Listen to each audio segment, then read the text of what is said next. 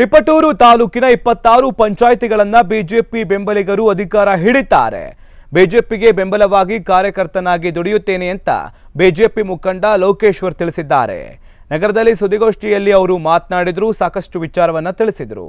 ಕಾಂಗ್ರೆಸ್ ಒಡೆದ ಮನೆಯಾಗಿದೆ, ಜೆಡಿಎಸ್ ಅಸ್ತಿತ್ವದಲ್ಲೇ ಇಲ್ಲದಂತಾಗಿದೆ. ಈ ಎಲ್ಲಾ ಕಾರಣಗಳಿಂದ ಬಿಜೆಪಿ ಶಾಸಕರ ನೇತೃತ್ವದಲ್ಲಿ ಹೆಚ್ಚಿನ ಬೆಂಬಲಿತರು ಹೆಚ್ಚು ಸ್ಥಾನಗಳನ್ನು ಪಡೆದು ಎಲ್ಲಾ ಪಂಚಾಯಿತಿಗಳಲ್ಲೂ ಅಧಿಕಾರಕ್ಕೆ ಬರ್ತೇವೆ. ಹಾಗಾಗಿ ರಾಜ್ಯ ಸರ್ಕಾರದ ಯೋಜನೆಗಳನ್ನ ಮನೆ ಮನೆಗೆ ತಲುಪಿಸಿ ಮತ ಕೇಳಲಿದ್ದೇವೆ. ತಾಲೂಕಿನ ಎಲ್ಲಾ ಪಂಚಾಯಿತಿಗಳನ್ನ ಬಿಜೆಪಿಯ ವಶವಾಗೋದ್ರಲ್ಲಿ ಯಾವುದೇ ಅನುಮಾನವಿಲ್ಲ ಅಂತ ವಿಶ್ವಾಸವನ್ನ ವ್ಯಕ್ತಪಡಿಸಿದರು.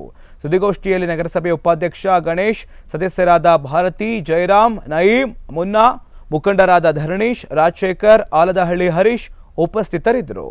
ರಾಜ್ಯ ಚುನಾವಣಾ ಆಯೋಗಕ್ಕೆ ಮತ್ತು ಜಿಲ್ಲಾ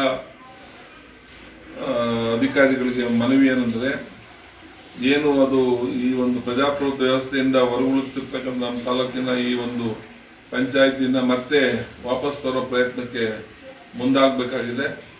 ಇದಕ್ಕೆ ಜಿಲ್ಲಾ ಮಂತ್ರಿಗಳು ಸಂದರ್ಭ ಸಾಧ್ಯ ಆದರೆ ಅವರುಗಳನ್ನು ಕರೆಸ್ಕೊಂಡು ಒಂದು ಏನದು ಪರಿಹಾರದ ಬಗ್ಗೆ ವಿವರಣೆ ಕೊಟ್ಟು ಮತ್ತು ಜಿಲ್ಲಾಧಿಕಾರಿಗಳಿಗೂ ಸೂಚನೆ ಕೊಟ್ಟು ಈ ಚುನಾವಣೆಯನ್ನು ತಕ್ಷಣ ಮತ್ತೆ ಬೇಗದಲ್ಲೇ ಅಲ್ಲಿ ಚುನಾವಣೆ ಮತ್ತೆ ಅದಕ್ಕೆ ಪ್ರಕ್ರಿಯೆಯನ್ನು ಪ್ರಾರಂಭ ಮಾಡುವಂಥ ಒಂದು ಕೆಲಸನ ಮಾಡಬೇಕು ಅಂತ ನಾನು ಈ ಸಂದರ್ಭದಲ್ಲಿ ಒತ್ತಾಯಿಸ್ತೇನೆ.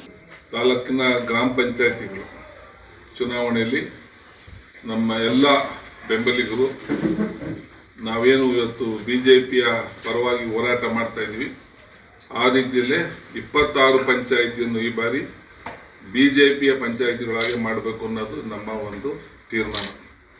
ಆ ದಿಟ್ಟಲ್ಲಿ ಇವತ್ತು ನಾವೆಲ್ಲರಿಗೂ ಹೋರಾಟಕ್ಕೆ ಬೆಂಬಲ ಕೊಡೋದಕ್ಕೆ ಹೊರಟಿದ್ದೀವಿ.